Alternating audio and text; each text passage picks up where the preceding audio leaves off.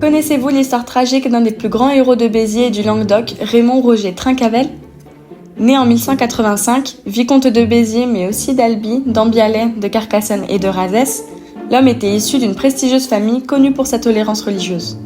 C'est ce qui va causer sa perte. Tout d'abord, il permet à la communauté juive de participer à l'administration de Béziers. Plus grave, il ose défendre les cathares lorsque le pape et le roi de France ont décidé de les exterminer. Trincavel et le Languedoc sont des anomalies pour la France du Nord et la chrétienté qui désire un royaume uniforme. La croisade des Albigeois vise, entre guillemets, à régler ce problème. L'historien Michelet décrit cette guerre comme une quasi-guerre de civilisation où les guerriers du Nord perçoivent le Midi comme étranger. Les différences culturelles, y compris alimentaires, renforcent leur rejet du Languedoc. Le 22 juillet 1209, l'épouvante tombe sur Béziers. Les croisés violent, torturent, décapitent et incendient. Sous le choc, Trincavel se réfugie dans la forteresse familiale à Carcassonne. Il tente de négocier avec l'envahisseur pour sauver la population locale et est peut-être capturé, piégé à ce moment-là.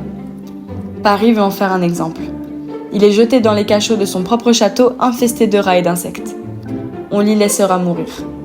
Son fils, Raymond II, reprendra l'étendard de la révolte en tentant de reconquérir le sud occupé par l'armée royale. Il y parviendra presque, avant de s'avouer vaincu et de se soumettre à Saint-Louis.